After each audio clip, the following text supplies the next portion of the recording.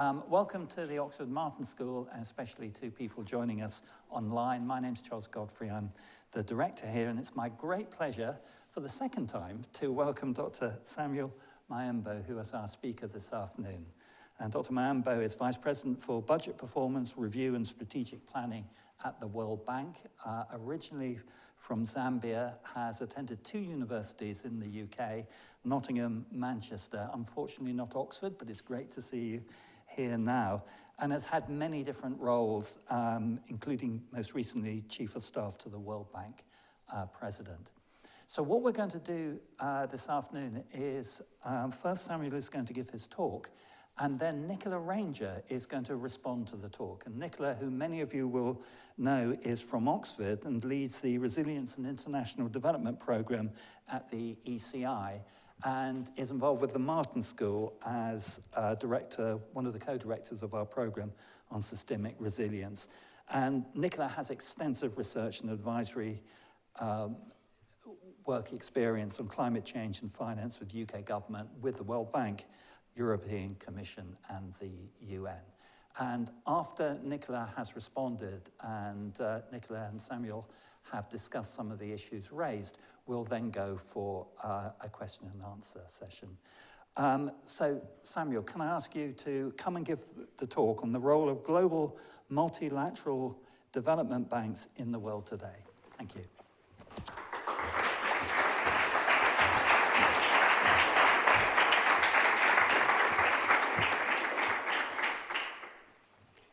Good afternoon, everyone.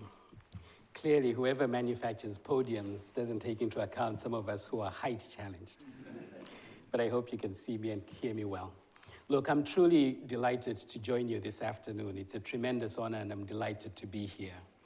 Oxford holds a special place for many aspiring students around the world. And I don't take this privilege for granted. Though I have to confess, in response to your introduction, that when I was finishing my undergraduate studies, I knew all of the UK cities, but I truly couldn't distinguish the one from the other. And so, Rhodes Scholarship in hand, I bypassed Oxford, went to Nottingham and Manchester because I really wanted to make sure that within that 3-year period, I could get a master's and a PhD. With the benefit of hindsight, though, it was probably appropriate. I was someone who was leaving Zambia whilst it was still suffering the after effects of the worst of the World Bank's structural adjustment programs. And so the left-leaning economics at the University of Manchester was an appropriate home for me that made sure I had a healthy dose of skepticism about my future employer. And so 20 years on, I'm here at Oxford, finally, but it's one where I would like to use the opportunity to talk about my current employer and reassure you that that healthy dose of skepticism remains to this day. Truth be told, after 5 years of supporting 2 CFOs, successfully negotiating IDA 20, and being chief of staff of 2 World Bank presidents, both of them huge personalities. I suppose you have to be to get one of those jobs. And recently, successfully negotiating the largest the largest administrative budget increase for the bank in 20 years. I'm here for nothing other than development therapy. And so, as I talk about the role of multilateral development banks in the world today, I hope that this will not be a regular therapy session in which you throw back the questions I have for you back at me. Let me start somewhere where all of you will be very familiar with.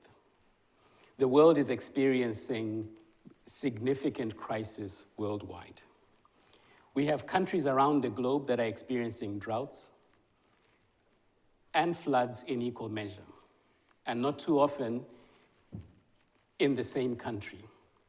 We have an unimaginable humanitarian crisis in Gaza.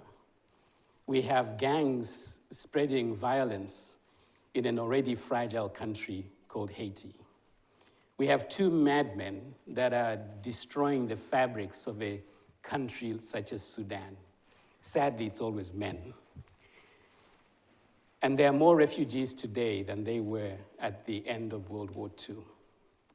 And all of these challenges are taking place at a time when the world is still reeling from the economic and human impact, human effects of COVID-19, an ongoing war in Ukraine, and the worst and a worsening debt crisis for many developing countries. Now, as you can imagine, for a person who was in the different roles I've pointed out, each one of these crises has been the subject of countless meetings. Many meetings which have left me pessimistic about the future that we leave for our children and their children. Yet at the same time, there's still enough optimism in some of these meetings that I stand here today confident about the future. But it needs work. And the challenge of our time, the challenge for us today, is how we bridge the gap between the aspirations of what we would like to achieve and the reality of how development is being implemented today. How do we close the gap between the ambitions of young people in South Africa, in Sao Paulo, in Delhi, and the reality of how our generation is managing development institutions? More specifically, I'd like to address my remarks on the how of development and not the what. Too much of global development today reminds me of an old story.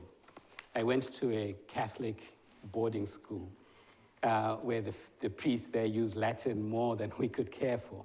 But it reminds me of one story of a businessman who goes to the oracle at Delphi for advice.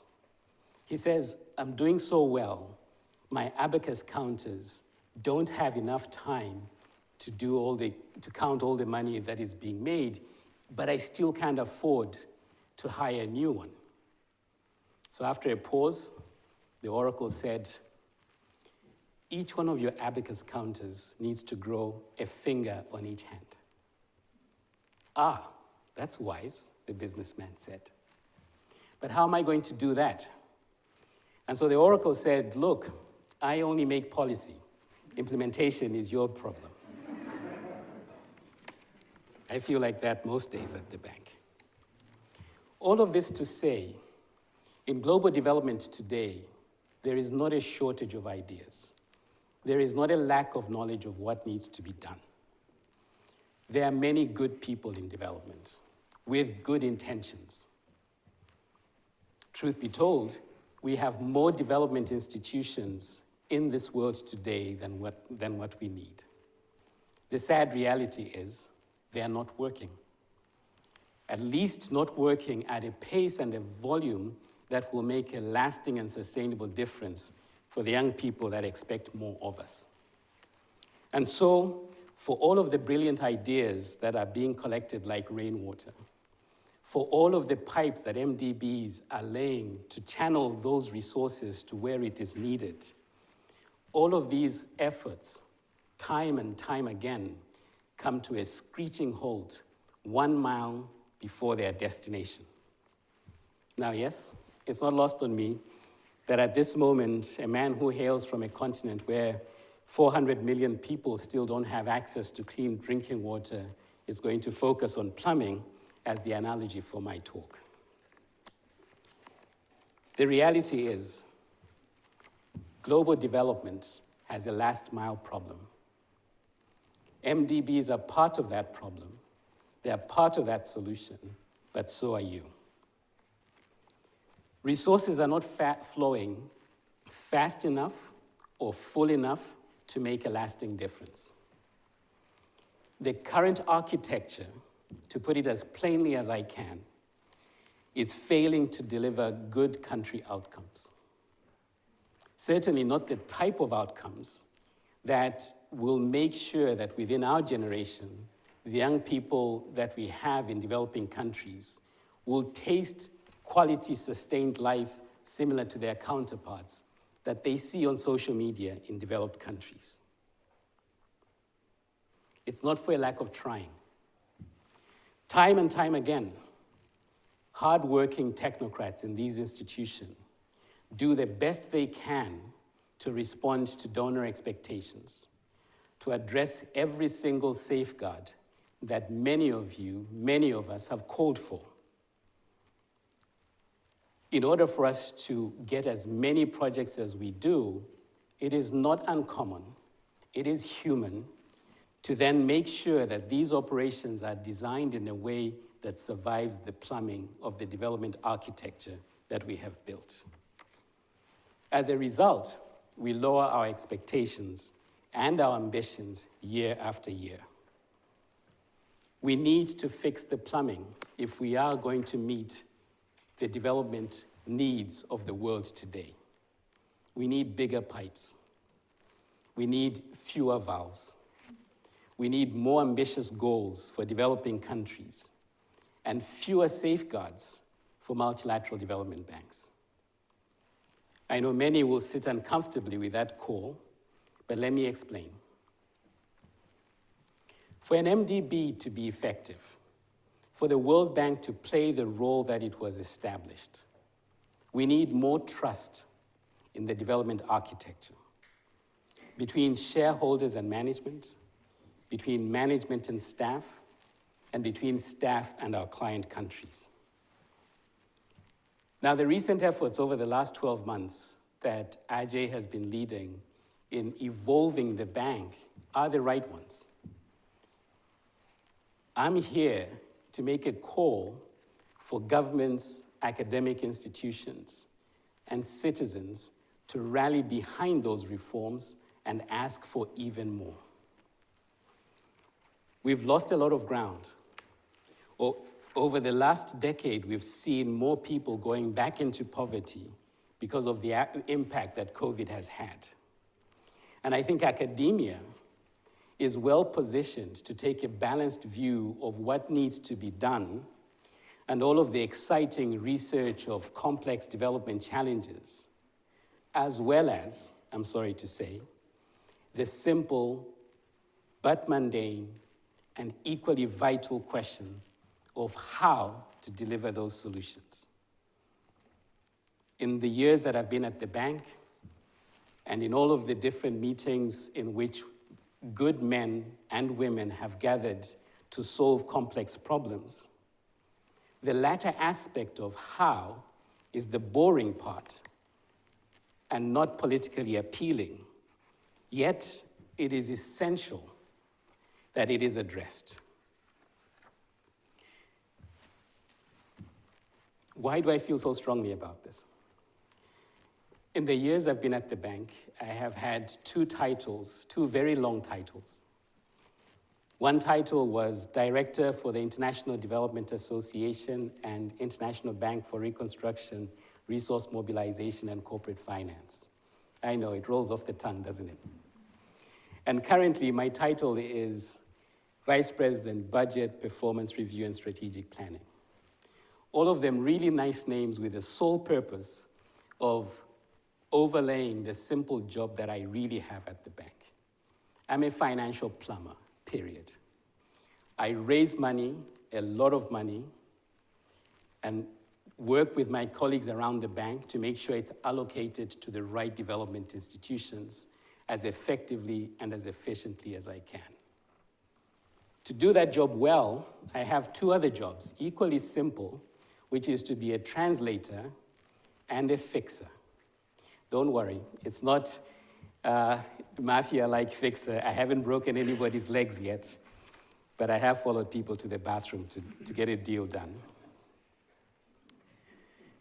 This job is getting harder every single day because the polarized environment in which we work in mean that the starting positions on every single common sense issue that you can think of is so big that bringing people towards a shared interest takes time.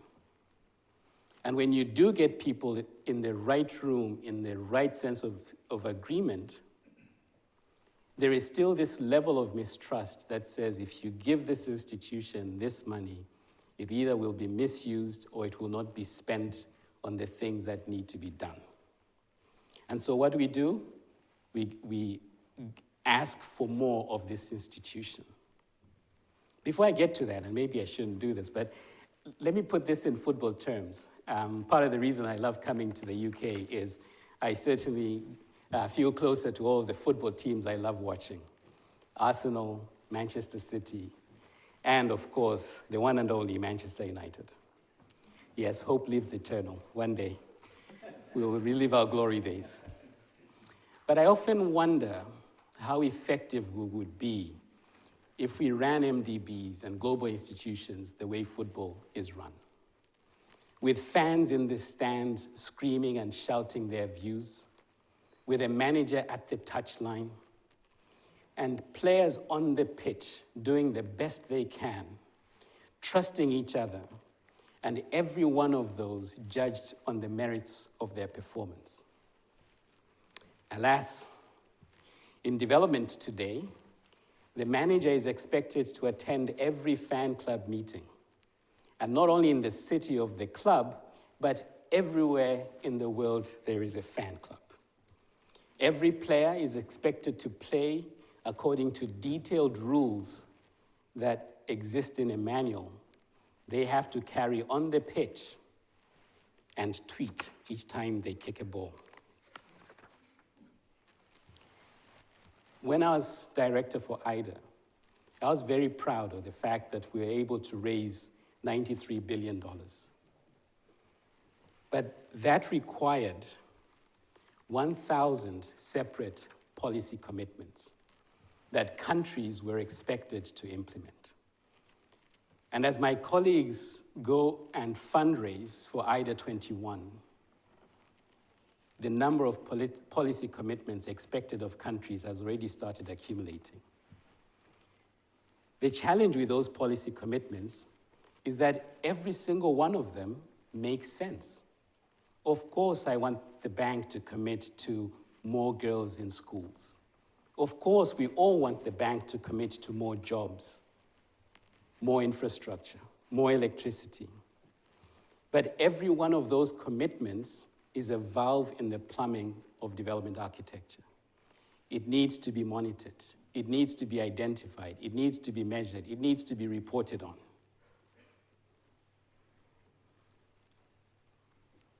And in doing that work, I certainly used to think that the quality of research and data alone behind those commitments was going to be enough to win the argument. As chief of staff for both David and Ajay, I was always quick to make sure we rallied the best research, the best data, wherever it came from, before a key decision was made. As Vice President for Budget today, and even back then, I'm reminded that when data competes with interests, data has no chance. I've since learned to focus on interests first and data second. This is extremely frustrating for those in development, because in my heart of heart, I still believe data should speak for itself. What's even more frustrating is that a lot of these commitments are on the what, as though somehow those in development institutions don't know what needs to be done or can't be relied upon to develop what needs to be done. And so as a result, we all play a game that results in misalignments of intent, where we celebrate good things but miss the big picture. For instance, we had a commitment to help South Africa transition from coal to clean energy. It's a worthy goal. Nobody would argue against that. But this is in a country that is experiencing blackouts of 8 hours a day.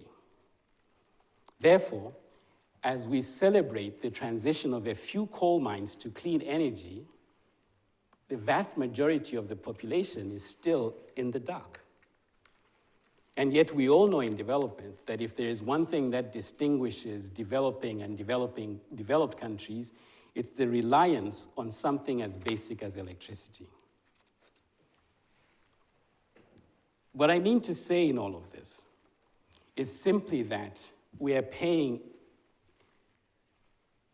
not paying enough attention to the basic things that deliver on what we want. And forgive me for harping on this, but because but I do so because people in developing countries want exactly the same things as those in developed countries. They want clean water. They want reliable electricity. They want safe housing. And we know how to do these things. And until we get these basics in place, we continue to call for higher and higher ambitions. In the last mile, that institutions such as mine and many others around the world meet with developed countries, at best, we're helping them survive. And that's not good enough. We have to do more if they are to thrive. I don't want to come back here in a decade and still tell you that we still have the same number of countries that are on our IDA list. The primary byproduct of a lack of trust is the volume of safeguards and regulations and rules and requirements that we continue to ask of these institutions. And yet in our very homes, we simply tell the plumber where we want the water to come out. None of us bother to tell him or her what wrench to use behind the wall. But that, sadly, is where development is today. Consequently, we have an endless number of my colleagues, not only in the bank, but in many development institutions, going from one donor meeting to another, to another, to another. This happens every single year with well-intentioned shareholders, management, technocrats, academics too, I will throw you in, working through the G7, the G20, the G24, UNGA, COP, and a dozen more acronyms. And these meetings end up with a call for higher targets, more safeguards, more steps for us to use when we fight the game of development. There is no shortage of people who want to do these things. And yet there is often a price at trying to pull back this infrastructure. I'm sure he won't mind me saying this, but when I was chief of staff for David Malpass, he decided enough was enough, and he wasn't going to attend some of the multiplicity of meetings we were failing to squeeze into his ever-tight calendar. The negative response was swift and furious to his own personal reputation. And yet, at that particular time, all he wanted to do was actually spend time in the office to do the job of president. Ajay Banga is trying to do the same, to cut back the bureaucracy, to cut back the number of times he meets with the board and much more. And I wish him well, because that's what development needs. If only he could be a football team manager, allowed to run the players with the players as openly, as freely as he could. Let me just spend 1 second on IDA, because I can't resist this example. The World Bank supports 173 IDA countries. These are the poorest countries in the world. Together, they probably have about 3% of global GDP. Yet they hold 70% of the world's poor. It doesn't take 5 minutes for you and I to agree they need resources. And yet, as IDA director, it took 34 IDA papers, and these are averaging 30 to 50 pages each. It took 5 global meetings throughout a 12-month period. It took 16 technical briefings, and it took at least 3 bilateral meetings with each of the shareholders of the institution. I haven't even mentioned all of the events at all of the annual meetings that took place to get us to agree to the final replenishment amount. And as we negotiate IDA 20, IDA 21, my colleagues are planning to do the same. It's not just IDA, it's in climate. The UN Framework Convention on Climate Change was adopted in 1992. COP had to meet 19 times before we signed the Paris Agreement. And yet temperatures are still rising. A personal grief of mine is that the G20 announced to much fanfare the common framework to address the debt crisis that was impacting a large number of IDA countries. Today, 40% of IDA countries are either in debt distress or at risk of being debt distressed. And yet, it took 4 years for Zambia to get resolution. And this wasn't for lack of Zambia trying to do the right thing. There was a new government that ticked all of the boxes on governance, on economic management, and much more. But it took 4 years because it got caught up in the bureaucracy of the Paris Club, multilateral institutions, bilateral terms, and much more. When you look at some of the challenges that your average African country today is facing, countries like Ethiopia and Mozambique, each one of them today is dealing with at least 200 development agencies working in country, including my own. I certainly don't come with clean hands to this conversation. But each one of those institutions is asking for a meeting with a minister, for a report, for a site visit, for a photo op. It's a lot. I often joke with my colleagues that when I joined the bank as a rookie, green as they come in 2001, I tolerated 30% of bureaucratic stuff so that I could spend 70% of my time doing exciting development work in Afghanistan, in Somalia, and in South Sudan. Today, I tolerate 70% of the bureaucracy I'm surrounded with so that I can enjoy 30% of development work. We need to turn the direction. We need to go back to basics. We need to look at all of the processes and infrastructure that we've set up. And I accept, from an academic perspective, it may not be the most exciting thing for you to consider. But I, as a foot soldier in this debate, in this global fight, I see no other way in which we can make sure that the excellent research and policy advice that you generate year in, year out finds its home.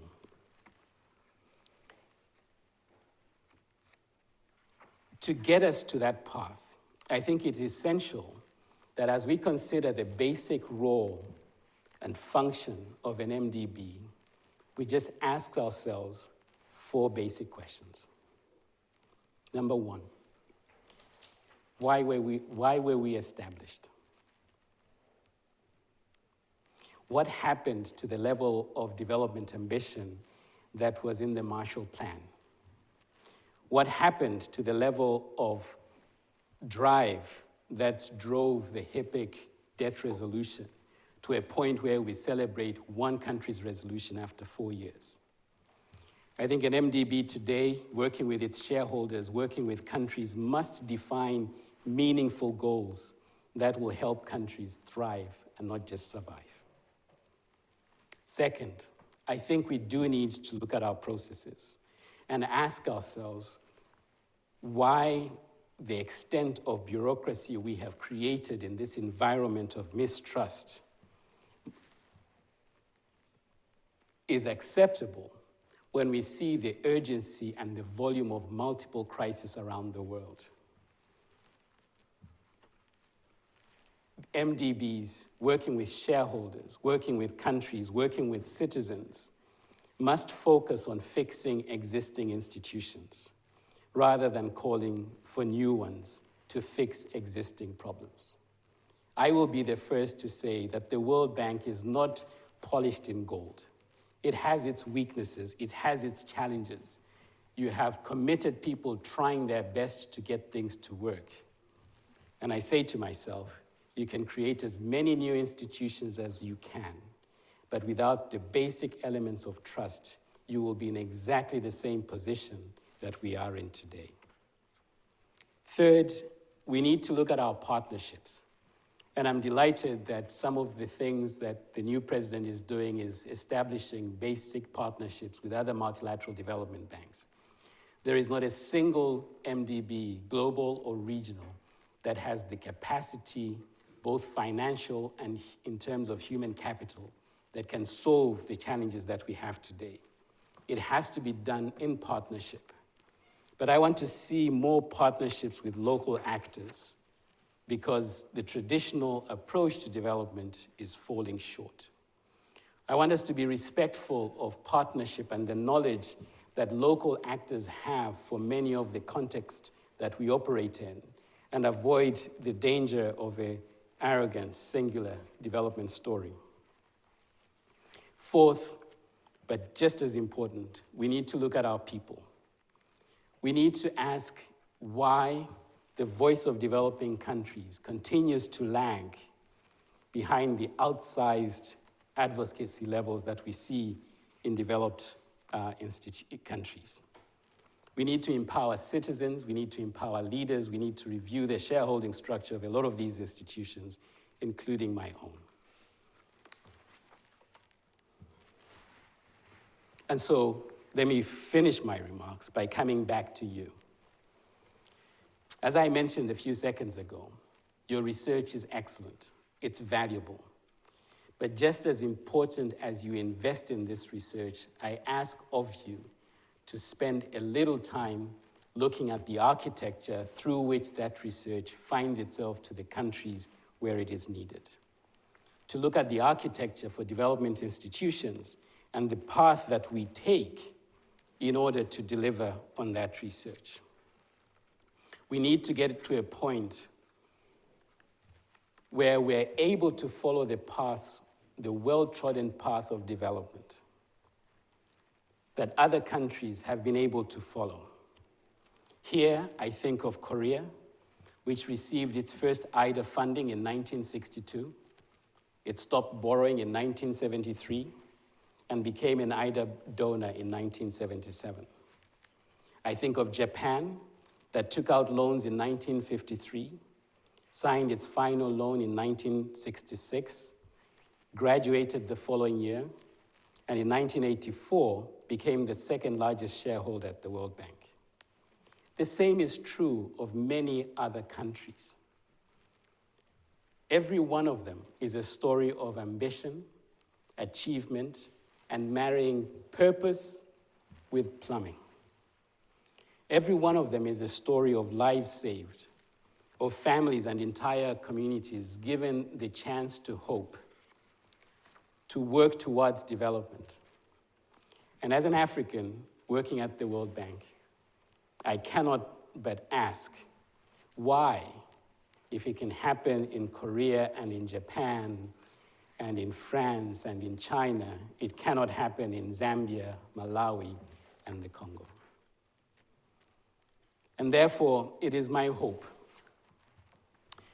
that one day, Africa will be the engine of global development growth, and not the burden that it is today. As pessimistic as some of the meetings are, I remain optimistic that one day, African countries will move from becoming aid recipients to aid contributors to the World Bank. That we will no longer suffer the indignity of development conference after development conference in G10, G7 countries, with heads of states from African countries bust there year in, year out, and that those will be replaced with investor conferences in African cities. African governments, African citizens will one day own and define their future on their terms. Finally, I do hope that one day it won't just be ambitious, aspiring students in Zambia that know every city in the UK, but it will be students here that know every city in Zambia. Thank you for listening to me.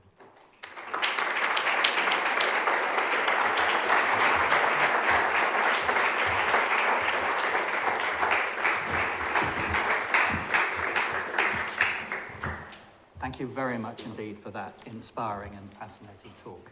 Nicola. Thank you. Wow, how do I follow that? That was an absolutely amazing talk. Thank you so much, Samuel. I guess so. One thing I wanted to actually share, sort of coming to the point you made about the safeguards, and I think it's a really tough ask, isn't it? The idea to trust an institution and reduce safeguards. But I wanted to just give actually an example from my own experience in this area, from being on the other side of the World Bank as with the shareholders in DFID, just to give you an example of what this actually looks like in practice. So one of the big areas that's important areas around mobilizing finance, more finance, and at that time a trust fund was set up with MEGA, which is the guarantee part of the bank, to support more investment to flow into fragile states. And the donors at that time were the UK, Germany, Canada, and Sweden, I believe. And I was the UK representative on this. And I remember sitting in a meeting. The UK's priority was jobs. Canada's priority was gender. I think actually the Swedes were into economic development as well at the time, and then climate change was the other one. And this little trust fund was literally could not do anything because they had to find projects in fragile states that delivered jobs, gender, economic development, and climate all at the same time. And so you had millions in that case, not billions, that sat there unable to do anything. So I know it's a very difficult ask, and I think perhaps we should have a discussion around the trust issue. But I totally understand, because having sort of seen this paralysis that's built into the system at the moment because of the way that donor organisations and shareholders put these requirements on the bank. I totally agree. But before we come to that, I wanted to talk as well about the longer term challenges. And I guess the sense that I got from your excellent speech was, the real challenges that the bank is facing at the moment. All of these asks being put on the bank, not enough resources. So we were talking earlier, the UK had cut by about 50% its funding to IDA in the last round. A number of other countries have cut as well. But actually, I think that we need the bank to do much more. I think that we need a much bigger bank. I totally think that actually more financing needs to go into the bank to support this. But I think it needs to be bigger.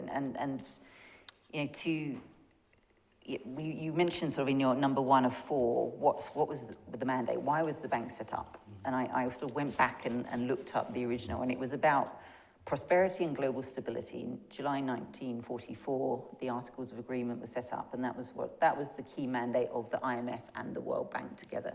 And the mandate of the World Bank being particularly around long-term economic development. And when we think about these big global challenges that we're facing, you've mentioned, climate change, but also the, systemic global challenges around nature and biodiversity as well, that we do a lot of work on here, the energy transition, all of these systemic challenges that require an actor who is long-term, but also able to think globally. To my mind, there is only one organization that can handle that. I came here to ask for less, and you're already asking for more. I'm asking for more. Because there is no other actor. And the World Bank comes under a lot of criticism, but I firmly believe, I've seen the benefits of what the bank does, and I firmly believe that there is no other actor that combines the knowledge, the links into countries, the financial firepower, all of this experience, and the mandate, this long-term mandate that can actually help us solve these global challenges. And I think the bank needs to be bigger to do that. And I would love to hear, how do we balance this, everything that you've talked about in terms of the challenges with actually this global need for a longer-term view? You don't make my life easy at all. But the reality is, look, as I said at the beginning, I joined the bank with a healthy dose of skepticism. I said to myself, what manner of institution would impose the adjustment programs that Zambia went through? And try as hard as I did, walking the corridors of the bank, I didn't find a dark room where evil policies were being concocted. But I did find many individuals doing their best day in, day out to think through development challenges. And I fundamentally believe what you said. And the way I reconcile it is to turn to the shareholders and say, you've built this thing, let it fly. Let it do the job you asked of it. And I'll just give you two examples, one of which relates to the meager example.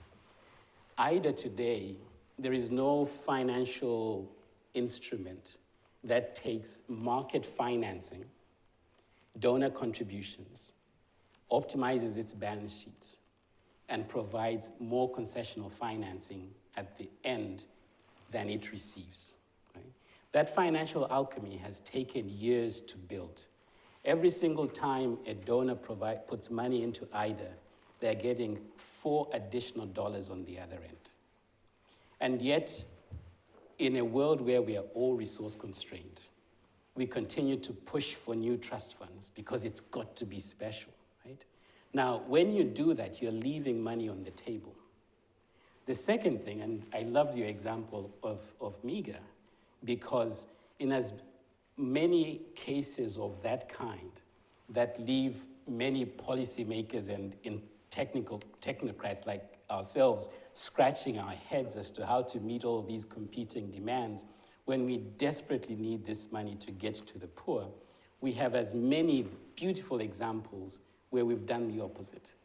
Where we have, I remember in Afghanistan, soon after the 2002, 2003 difficult environment, trying to get investment in, working with the shareholders, including the UK, where the level of trust was such that do what you can, let's see what comes out. We ended up setting an investment guarantee facility with money from IDA for the ADB over a 3-month period, and actually started financing projects very quickly. So it can be done, right? And the only reconciliation I have is, rather point of suggestion is just to get people to pause, look at existing financial instruments, and sprinkle a little bit of trust, and just wait to see what happens. I'll give you another example. So when I took on this role, the budget paper for the bank was close to 200 pages. The reason it was that long was because every single shareholder wanted to make sure when they approved the budget, they could point to a line item that reflected their interests in terms of how we managed the money. And over time, everybody wanted to see. And so over time, the budget document gets longer and longer and longer. And so I had a very interesting discussions at the start of it. I said, look, I'd like to write a 30-page document for the budget. And the response was, how in the world are you going to get people to give up what they've asked for? This is essential for oversight of the institution. As board members, we must know what the bank is doing at all times. And I said to them, as a chartered accountant, give me 200 pages to hide things, and you will never know what's going on. Force me to write it in 30 pages, and I can't be but transparent. Right?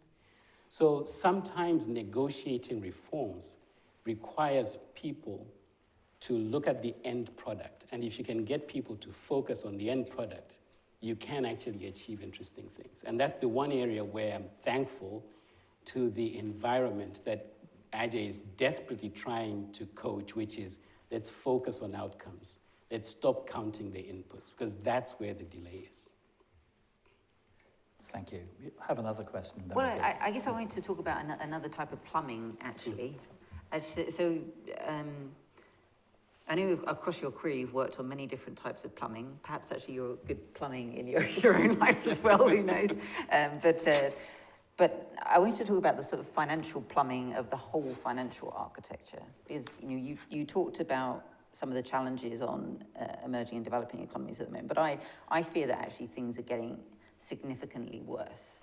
And particularly in the area of, sort of sustainability, I feel that we're building a financial plumbing which is still not set up to actually help the poorest countries. And I'm talking about the wider financial architecture, of which the World Bank is one piece, and actually becoming a smaller and smaller piece at the moment. And when you look, for example, many countries not being able to access global capital markets now, cost of capital going up around the world. We hear a lot from the poorest countries in the world that they are not, we're asking them to do many things in terms of a net zero transition, but we're not supporting them to do that. There's lots of opportunities that are being missed potentially. The huge demand for critical minerals, of which many are in Africa, but actually they can't get the support to be able to develop those. So how can we, and I know earlier on in your career you also developed the first roadmap to a sustainable financial system. How can we get this developing global architecture around sustainability, the financial architecture of sustainable finance, to actually work for particularly developing countries and not what I fear at the moment, which is kind of crowding them out and blocking them out increasingly? That's a sore point. That's one area that, frankly, I struggle 10 times over. Because I was a latecomer to the whole climate debate. Not because I didn't believe the climate was changing, but because I was worried that for a lot of developing countries, climate was a luxury. Some of these things are generational issues. If you've ever queued up for bread for 2 hours at a go, if you've ever gone through day in, day out of blackouts, if you've ever gone to a library where there is one textbook and you line up and it's 15 minutes each, and if you've ever been in a family where the salary has been delayed by 15 days, answering those questions is what defines development for a very long time. And so when you are wired that way, when you hear people talk about clean transition, it sounds like a luxury. It took me a while to get there. But the reason I got there, the reason I invested time in drafting this roadmap, the reason I worked closely with you on the disaster risk finance agenda is because when you also see the impact that climate change is having on the poorest nation, it's terrible. I grew up in a farming community. My grandfather, hero of my life, would look out the window and tell us, we're not plowing today, we're plowing on Friday. And sure enough, you plowed on Friday because it rained heavily on Saturday. Today, you can't do that. Today, there are lots of communities who are struggling. When you see the devastating impact of coastal economies that are being devastated, you know something has to happen.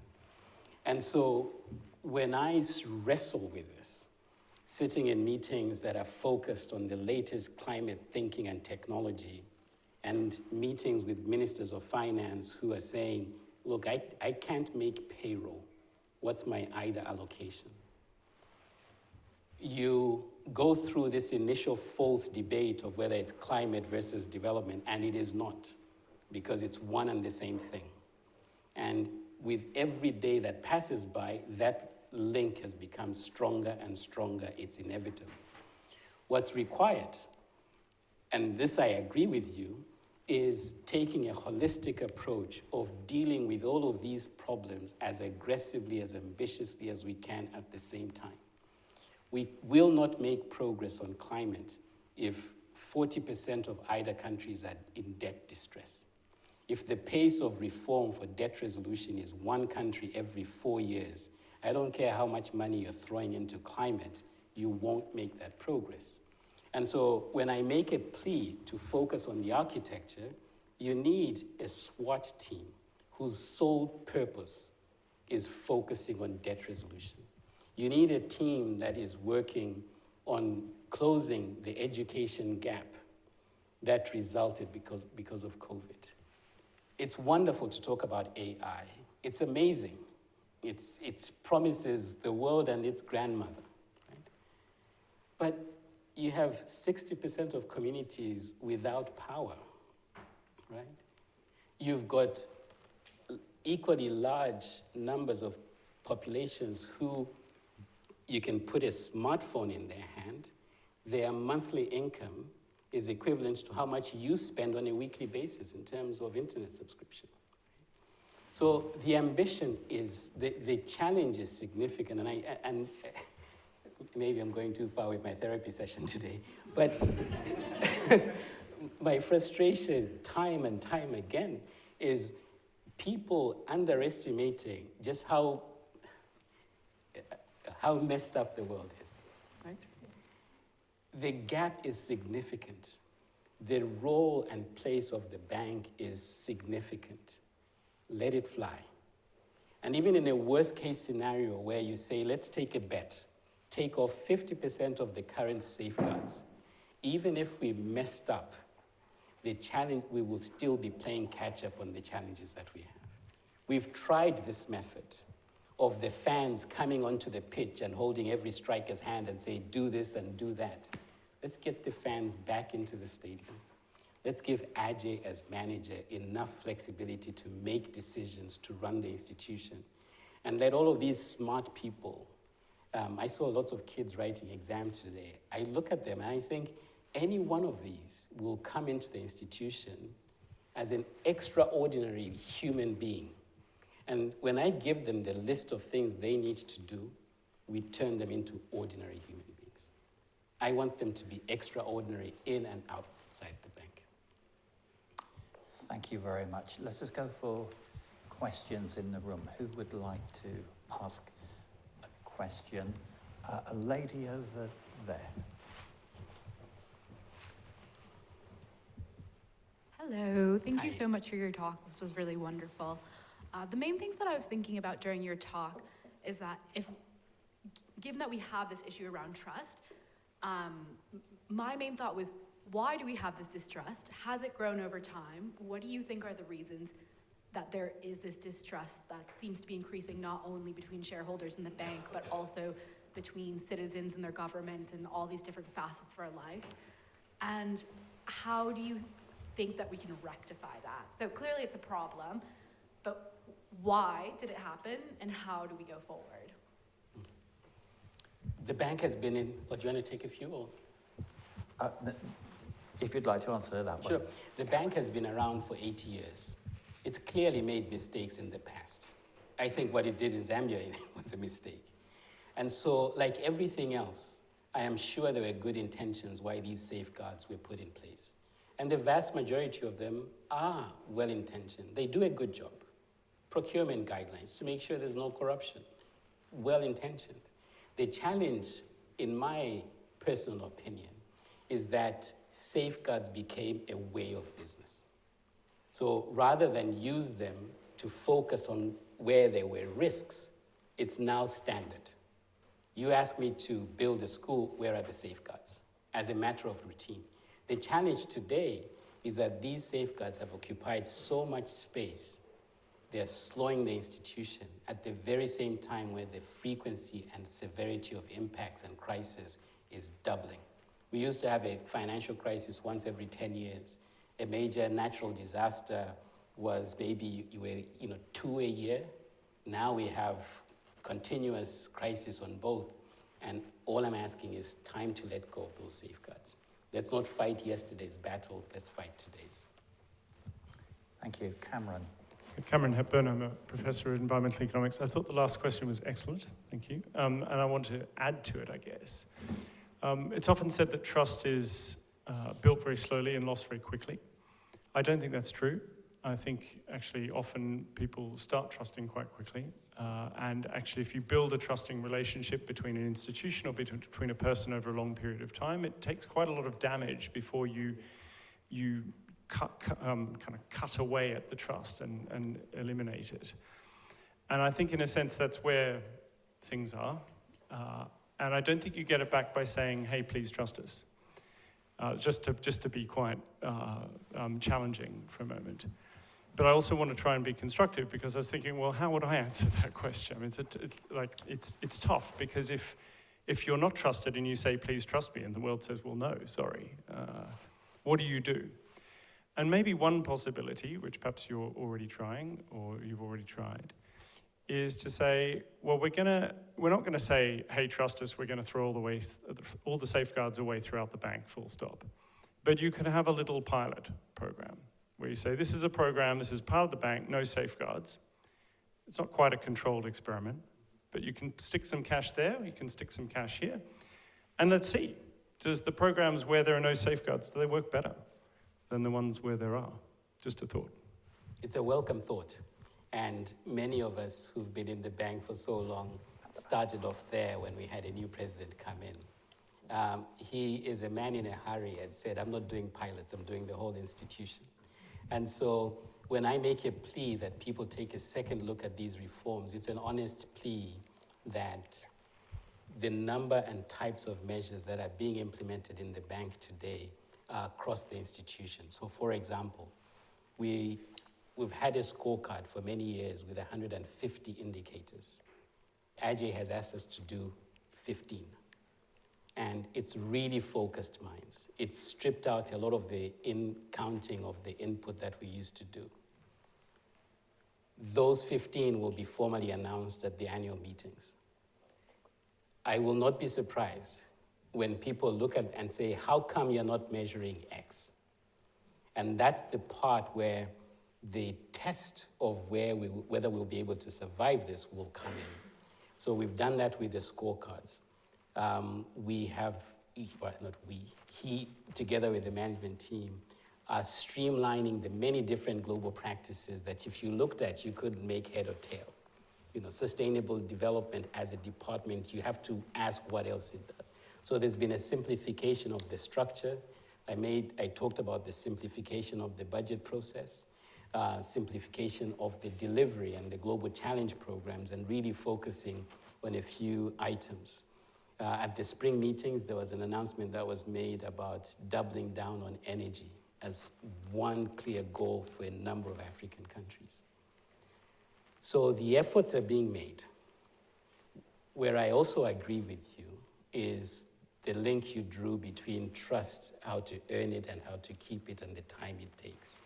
The jury is out. I remain optimistic. But what I'm absolutely clear about is unless we collectively find ourselves back to that mutual trust, we will not be able to meet the ambitious goals that we set ourselves, nor the ambitious goals that a lot of developing countries need today. Thank you. A question at the back.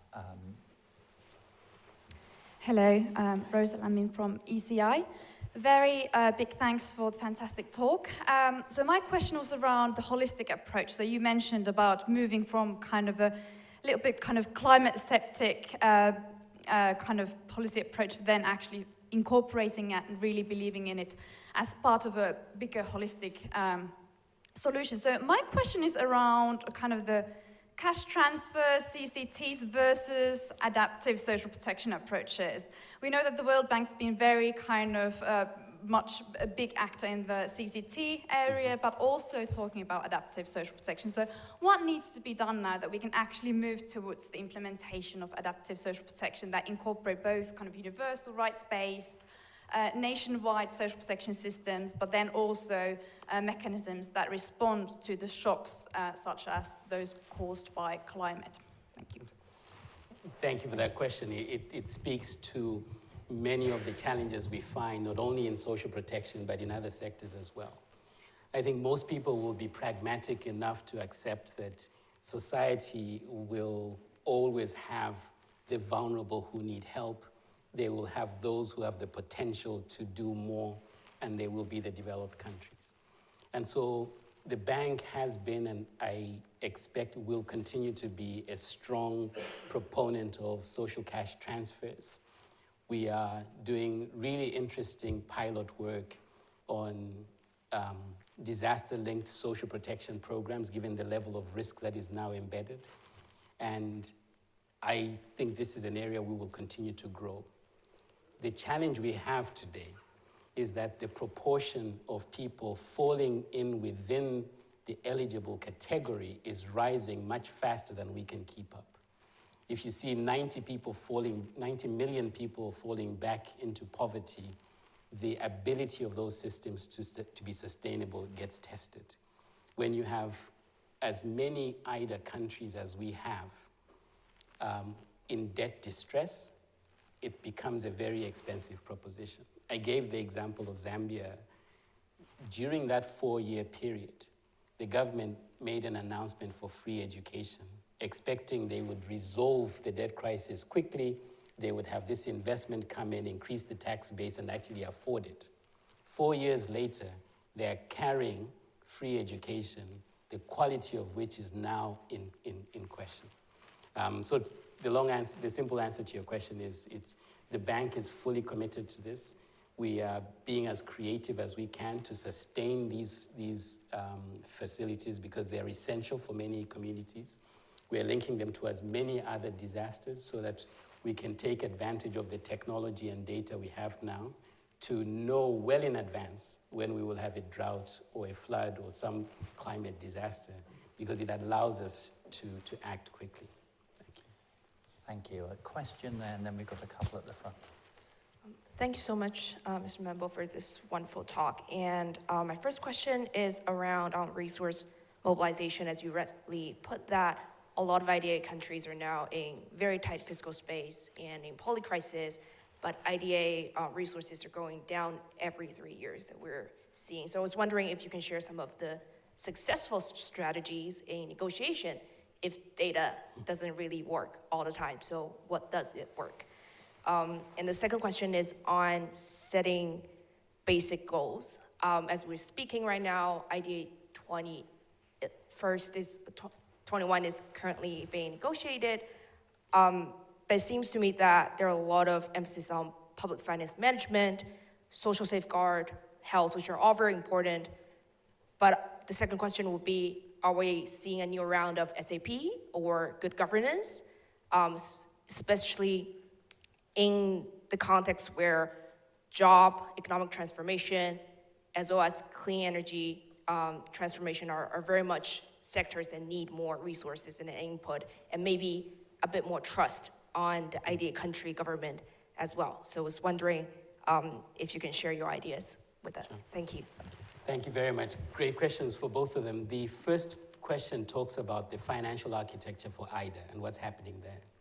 Keep in mind that when you are working on the architecture for IDA, there are two things that are driving how much an individual country gets. The first is the sources of those resources. We depend primarily on donor contributions.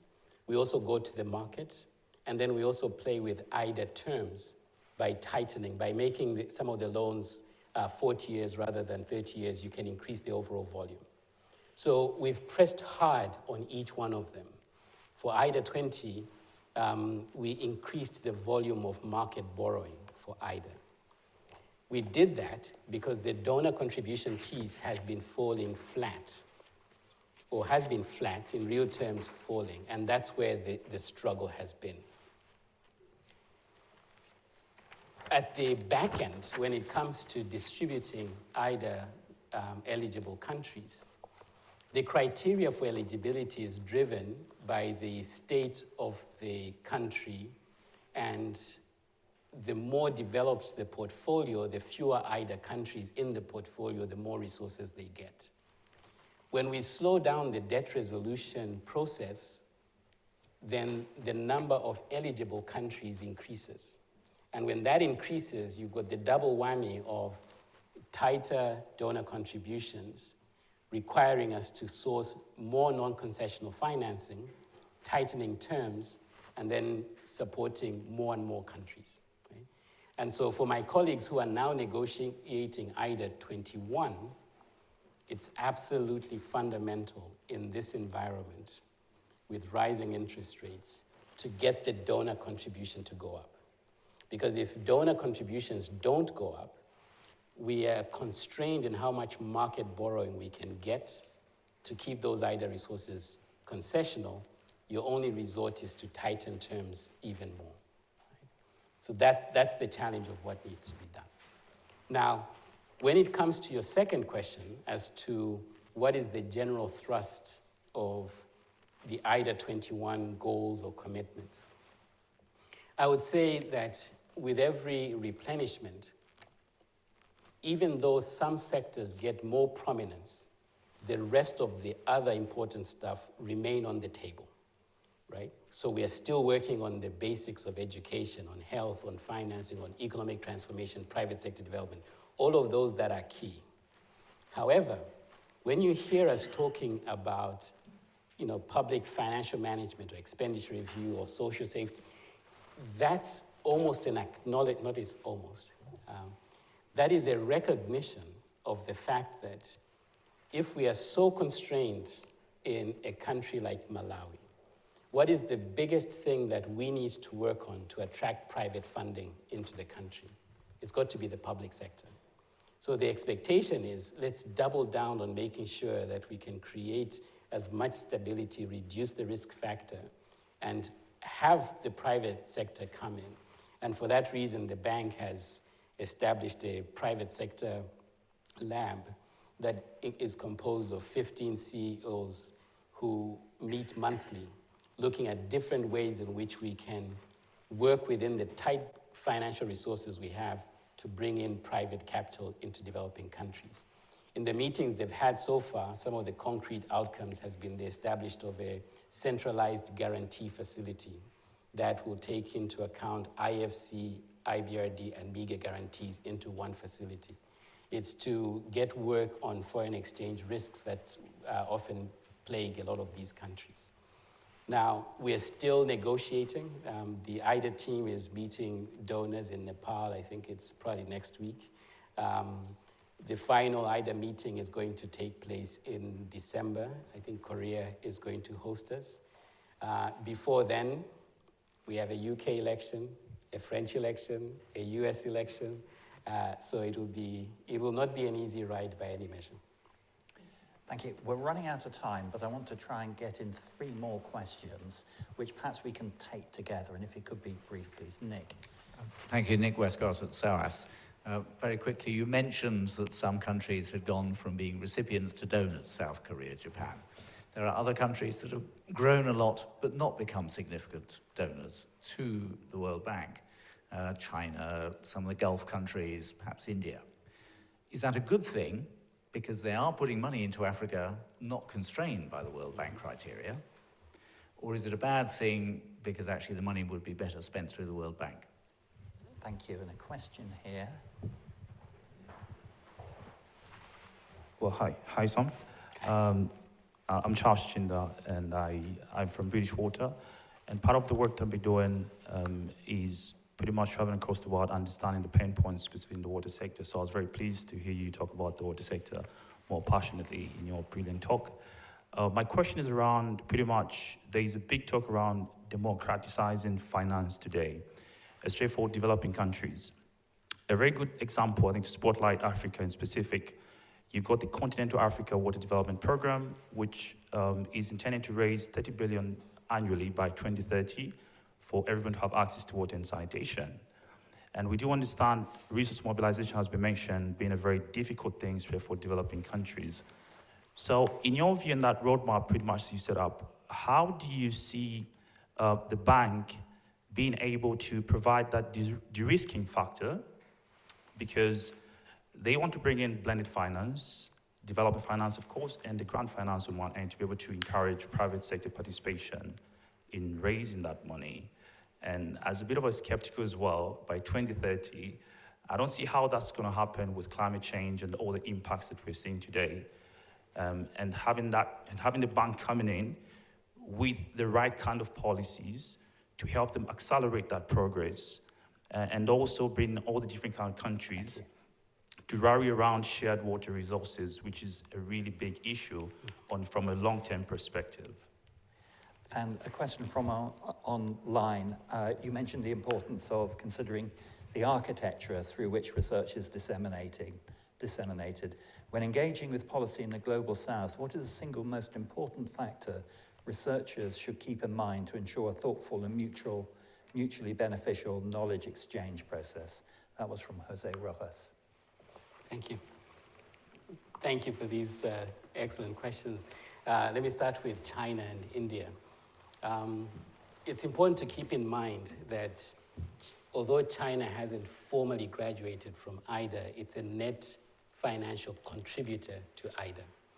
The size of its annual contributions, the size of its replenishment contributions is much larger than the $1 billion it borrows from the bank. And in many cases, the borrowing from the bank is in the areas where China is investing in knowledge, investing in technology. And I have to say that in my work with China, I've always been long impressed about the way they are blending global knowledge with their own local programs. With regards to India, India does make a contribution to IDA. It makes even larger contributions bilaterally. And a lot of the programs that the bank is financing India largely reflects the fact that even though India is growing, the population of the poor and deserving remains significant. What we've seen, which is encouraging, is that India is working increasingly more with the IFC, more with MEGA. And I think every effort is being done now to see whether we can release some of the public IDA resources and make sure that they're financed by the market. So both economies continue to play a significant role with innovation, with how it's being financed. Overall, I think it's positive. Your link to what's happening in other emerging countries and developing countries and in Africa and the rest, my view has always been that in that debate, it's what happens once you've borrowed that money that makes the difference. And far too often, that impact has not been as positive as it should be. To your question about water, I certainly think that water is the next crisis. When you look at the statistics on the available water resources globally, I am deeply concerned. So this initiative on the continent is very well placed. I will expect that the efforts by the bank to de-risk will be front and center. This is why it's establishing a guarantee facility. It's looking at that risk portfolio significantly. But I have to say, as an African, a proud African, that we can do more ourselves. When I look at the number of billion-dollar companies in Africa that have been established, that are running, certainly getting the African private sector to do more is something that we should be pressing hard on. And it's not impossible. If you go back 15 years, maybe even 10, 12, when you said foreign bank in Africa, it was a foreign bank from outside the continent. Today, when you say foreign bank, 60% it's a bank from another African country. And the reason that happened was because licensing regulations by the central banks made it easier for banks to cross borders. We haven't done the same with the private sector, with even passports. Nicola here can go to more African countries without a visa than I can. And I think African governments are accountable for doing much, much more. And then the last question online was regarding research, yes. Research and impact. The one area that I would love to see more done is to find global research institutions, UK research institutions, partnering with local institutions. To do much more to finance research in Africa with African institutions, because a lot of the premier institutions have been depleted of capital, and I think research funding would do a lot more to retain a lot of that capital. But there's also a pragmatic reason why working with African research institutions would make a big difference. And that is, when you're undertaking research, there is the official reason why things are. There is the unofficial reason. And those nuances are easy to overlook. And I'll end with a funny story. So I'm doing my PhD in Manchester, and my eyes have been opened to democratization of finance. And I'm doing work on financial inclusion. And of course, there's plenty of data on how women are being excluded in terms of financial assets. And so, like a good son, I went to my mother and I said, you know, I noticed that Dad does all the banking in the house. Don't you feel excluded? So she looked at me and she said, if I'm making all the decisions, I don't have the time to go to the bank. I send your father to the bank. So with that, let me conclude by simply saying there is a lot that we can learn by working with local actors, and this is not just at the family level, but institutionally as well, whether it's academic institutions. And I think the fundamental role of a global development bank is really to be a good listener, to find bright spots of development for which there are many across the world, and simply replicate them as fast and as many times as we can without feeling the pressure of coming up with something innovative and clever and new every single time. That's how come we tie ourselves in knots, and that's where Manchester United finds itself today. And so one day we will achieve greatness. With that, thank you very much. And thank you, Nicola. It's always been a pleasure working with you, and glad to be sharing the stage with you. So if I could thank Nicola as well for a great discussion there. Samuel, that was just an absolutely wonderful talk. Thank you so much. It was insightful, commanding. You didn't shy away from the challenges, but I took away both hope and optimism there. And of course, really informed by your lived experience growing up in Zambia. But I guess the one thing I would quarrel you with is about your analogy with English football managers. And I'd like you to consider what would have happened if Alex Ferguson had been president of the World Bank for a few years.